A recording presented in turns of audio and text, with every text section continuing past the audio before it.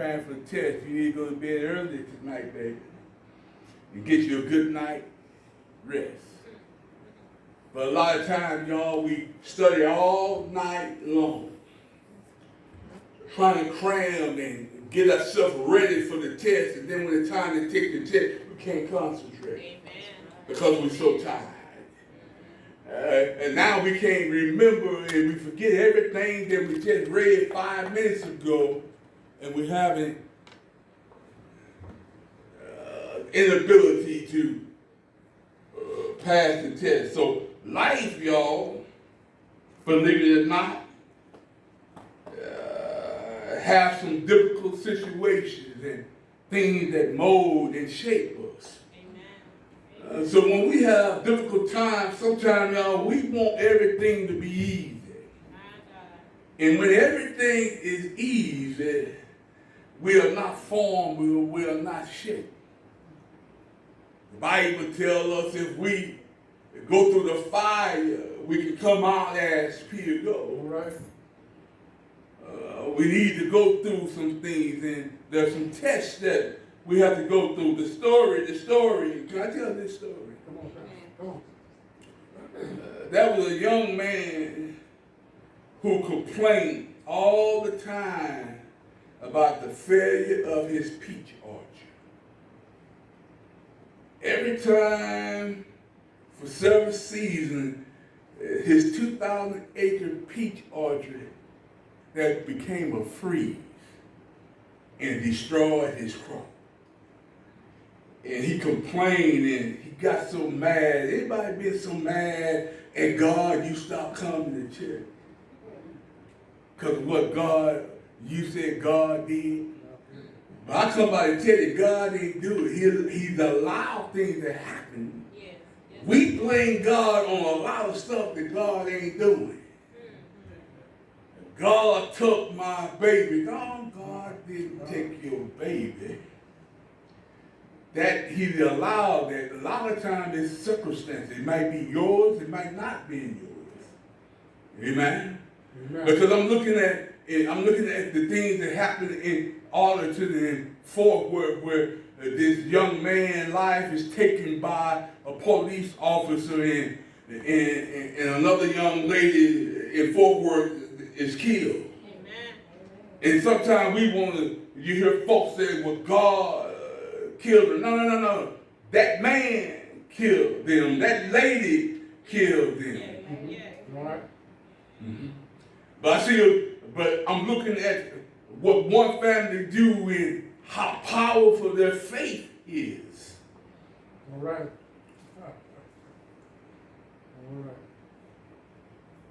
And that, because I know with me on first thought, man, I'm going like, oh, can I just get this woman in a room by herself?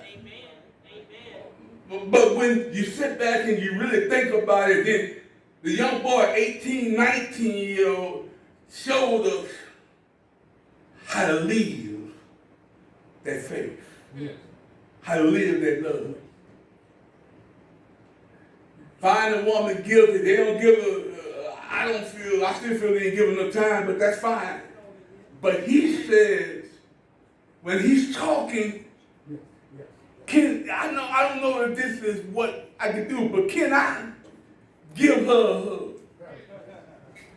He wasn't doing it for her, he was doing it for him. Yeah. Because when we learn how to forgive, it's for us. It relieves pressure off of us. Amen. Because if we let that thing stay on us, man, and I remember when I was younger, I did something like that stay on me, man. Yeah. I want to go get my 357, go hang out and just wait for it. The person is going to like, now you seeing me because I want you to see me because I'm the last person you're going to see. But that's not what God wants us to do. So when we see young people, and sometimes we are critical of our young people saying that, but when we see that, they teach us a lesson, right? Yeah, absolutely. And so he get mad. He's mad, and he stopped going to church, and he just mad about everything. He's angry. He stopped going to church. He stopped praying. He mad at God, and he explained his dilemma to an old Christian man, potato farmer, sweet potato farmer. The old man listened to him, and as he railed against God, and the old man, as he listened, he began to grab him one of his sweet potatoes. And as he listened, he took out his knife and began to peel the sweet potato and eat on his sweet potato. And the young man was impatient, so the old man said to the young man, "Son, the answer to your situation is these taters." Right. The young man was surprised and said, "I ain't got nothing to deal with no potatoes. I'm talking about peaches." He said, "Taters," the old man said, "get sweeter after the frost." All right. Y'all know that? That's why you got certain crops that grow in the fall so they can get a frost, like collard green. When they get a good hit hard frost on them, they can handle it. Sometime in our life, we need to be able to handle the frost that come into our life. Yeah. The young man responded and said, "What that got to do with growing potatoes? Peaches." The old man looked at the young man and said to him, "You don't pray anymore. You don't go to church anymore. You're angry with God. Could it be that God is not interested in you growing peaches in your place? It could be that he's interested in growing a seasoned young man who will grow sweeter after the frost come in his life." Sometimes when difficult situations come in our life and it come over and over, then we come to understand that this too shall pass. Everything is sweeter when you've been through something. All right. And you see a friend going through it. You can go to them and not condemn them and show them that God can answer their prayer. But sometimes, baby, you're going to have to go through this. Y'all, sometimes we try to keep our children from going through some stuff. But sometimes they need to go through it themselves. They won't understand it. Why he said that? Look, I'm looking at babies. All right. You can tell a baby that the stove is hot. And they'll look at you and say, "Hot." Yeah, but they don't have a clue what hot is. All right. But go ahead and let them put their finger on that hot stove. And when they hit it, that Jack Bergen going like, "Hot." Yeah, you understand now. It's sweeter for you now because you know not to touch it. So sometimes, y'all, we do not want our children to go through everything, but sometimes they must. Because God can build some character in when we go through stuff. When I got somebody that's been through something, that's been through a battle, I can trust that individual in the next battle that I go through. All right. Come on. If I got somebody that had been in the battle, I got to keep an eye on them and keep moving them forward and encouraging them until they make it through the battle. But once they go through the battle, now we are on the battlefield for the Lord. We're walking side by side. I don't have to encourage you anymore. Right. I got to encourage someone else. And you can encourage someone else. And we get stronger as we go through battle. Amen. Glory. We can't be strong unless we go through some battles. We find here that Abraham in our text is a great example of faith.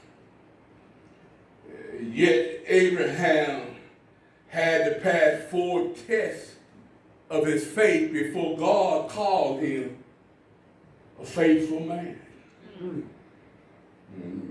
Abraham was tempted. Yes.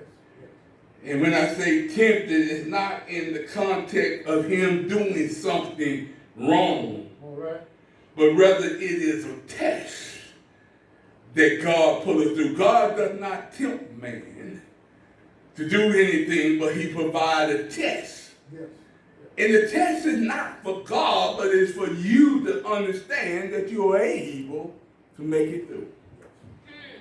God doesn't give us tests just to give us tests. He gives us tests to show us that we are stronger than we think we are. And sometimes he gives us tests to build our strength to show us we are not as strong as we think we are. But I'm going to help you build your strength because you do need to be there. Amen? Amen. So wherever we're going to, know that God is there to help us through it. But look at this first test of Abraham. All right. The first test was when he was called to leave his native country and kindred and go to a place, an unknown place.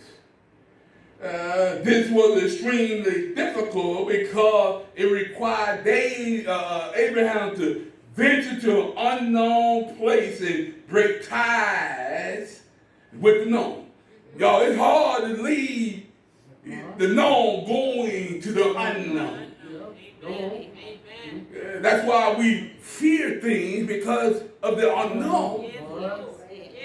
Because we don't understand it, and even though someone may explain it, but if we have not experienced it and we don't understand it, then it's hard for us to break ties with our comfort zone. And so he had to leave, and to satisfy the demand of God order, he had to go to a distant land. But when he go, there was no chance of return. And so with little or no knowledge of where he was going, Abraham had to live a life of a nomad, traveling to a place to place, looking for a city. Y'all, that's what we are doing now. While we are walking on this earth, we are traveling, looking for a city whose hand has not, where the foundation is not made by the hands of man, but by God himself. Y'all, we're looking for a city. We're looking for a heavenly city. Yes. But he was going place to place. Not knowing where he was going, God was only giving him instruction day by day. Y'all know how we are. I know how I am. You want me to go somewhere? You can give me the small snippet, but I need to see the big picture first. There you go. I need to see what the outcome, what is we trying to go, what are we trying to accomplish. Then I understand there are steps to get there. Don't give me a step but not tell me what we're doing. You just give me a step, and after I finish it, I got to trust you for the next step. Right. God said, I need you to trust me step by step, and when it's time, I will give you the big picture. Y'all, man, but I'm telling y'all, if y'all give me something talking about do this first, the first thing I'm going to ask you, what are we trying to accomplish? What is the purpose? Give me the big picture. Okay? Because I might want to add to what you're doing and to make sure that we are getting to the point that we are going to. Right. But with God, he's going like, I don't need your help. But y'all know how we are. All right, let me help you out. You might not I see the big picture now, but you missed the spot in this big picture. Let me help you out. God, no, I ain't missed nothing. I just need you to follow. And so in test 2, the second test provides a party with Lot. Y'all know when he got to the spot. Lot, him and Lot. Yeah. They together, his nephew. And Abraham told Lot that it was time to part company because their employee was griping, quarreling, or they was cool, man. All right. Uncle and nephew was cool, but the folks that worked for him going like, Lot got more than his uncle, and we got more stuff. Y'all need to do y'all stuff over there. We got this over here. Yeah. When they was all just meeting together, and Abraham understood that it was time to depart. Yep. He said, Lot, you can choose wherever area that you want because I'm good. Yeah. Wherever you choose, I take the others. You got folks that like that look, and it's good because like, we ain't got to argue about this. Take whatever it is that you want, and I take the rest. But then you got others going like, no. I'm going to take this. They really didn't want that, but because of their mindset, because you said you wanted this one, now they want it. Y'all know folks like that? Oh, yeah. They weren't concerned about that till you said, okay, go ahead and take what you want. You said, okay, I take this to the left. No, that's one I don't take. Man, well, you should have talked it. Huh? Y'all know folks like that? You know what? No arguing with him. You said, go ahead, I got the right. Good. I told you that because I know how you think. Especially if you know how a sister or brother thinks, and you really want the other one, if you tell him the one you really don't want, that's what you want. You hear me? And when you tell him you're going to get the one that you want. Because he trying to outsmart you. Okay, brother, let me use some human psychology on you today. And you ain't going to even know it. And I'm going to be just grinning like cheetah, eating a cocktail bug. I don't know what that is, but my aunt used to say it all the time. And so party from Lot left him alone in a strange land. Sometimes, y'all, you got to part. And when you party, you're all by yourself. Amen. And sometimes it's hard to part from someone because you need that friendship. You need that even, sometimes we even want them that mistreat us, we still want them around. Mm-hmm. Y'all notice that? Mm-hmm. That's why kids in abused family, they still love their mother. Yeah. So even if you take them in, you still need not talk ill of their parents because they still love their mother. Yeah. Amen? Amen. The third is that Lot was involved in being obedient to God, wishes, and not the wishes of Isaac and Ishmael. You know, Isaac, God had made a promise to him, and him and Sarah got together to do some family planning. All right. And messed everything up, and God said, we don't have to let this one go because my plan, even though you didn't wait on me, it's still going to work the way that I needed it to work. All right. Come on, Pastor. And then the fourth was that he struck even closer to home with a personal sacrifice. Now God tell Abraham, y'all, when he's 75 years old, I'm going to give you a son. Then he wait 25 years to give him the son. I'm like, man, I waited. You told me when I was 75, my wife got together and said, look, God ain't hearing us, so let's get with my handmaid. Let's get us one in between the time. And then God bless you, and he take 25 years, and then I was probably about 12 when he takes him to the hill. He wasn't no little bitty baby. He was old enough that if he really wanted to, he could have stopped his dad. Yep. Yep. But so Isaac was obedient too, because he trusted his father. Yeah. The same way that Abraham going like, okay, you wait till I got 75. You promised me that I'm going to have a son, then you make me wait 25 years. Yeah. Then I got 12 more years on top of that, then you going to tell me just take him up and sacrifice him. All right, God, you said it, let's go do this. Get to the mountain, get to the bottom of the hill, tell his servant, y'all stay here, me and the boy, we got it. Come on, let's go, son. Look at God. Yeah. So the first thing we have to understand, y'all, when we are tested, they are changing direction. When we are tested, the first thing we need to understand is that we sometimes have a change of direction. Right. We have a change of direction. That means that sometimes that when we're going through, we have to change direction. We have to move from our hometown to move to another place that we've never been before. What is saying? We got to move out of our comfort zone, y'all. It's comfortable being around family, but sometimes God said, I need you to move away from family for a moment. I need you to move so that you can gain some strength and some faith in trusting me and not trusting in yourself.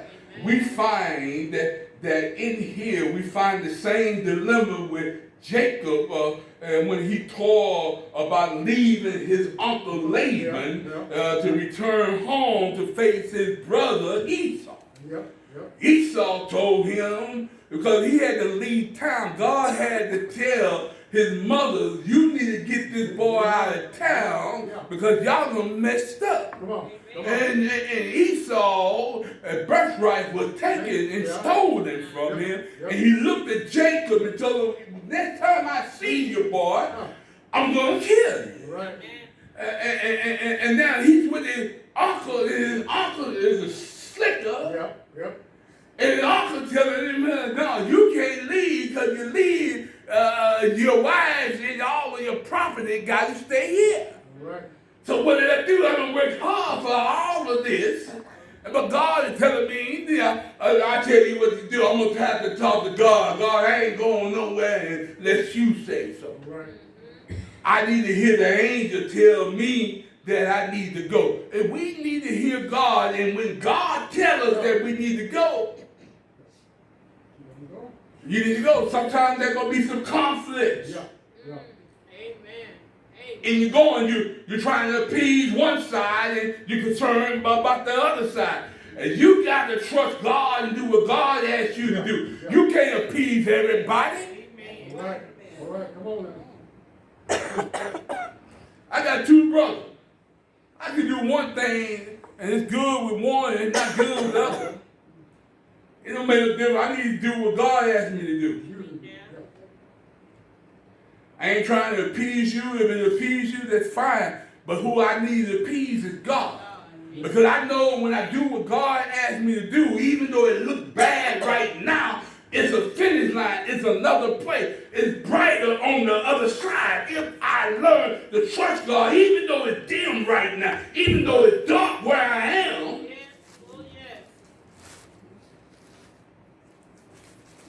let me tell the story. I wasn't intending to tell this one, but let me tell that God is able to take care of us. He's able to take care. Look, okay, believers have to make major life decisions. And we should talk it over with God. Y'all, it's all right to talk it over with God. You know, I know sometimes we think that we got it and we understand, but it's all right to talk it over with God. Matter of fact, it behooves you. The second point is breaking ties. Y'all, that's the hardest thing for the human being, is to break ties. Best friends, you don't break ties. breaking family ties is a hard thing to do. Abraham had to break ties with Lot. There wasn't no ill feeling between them, but it was time for them to be independent. Y'all, the same thing with our children. Grandchildren I'm looking at,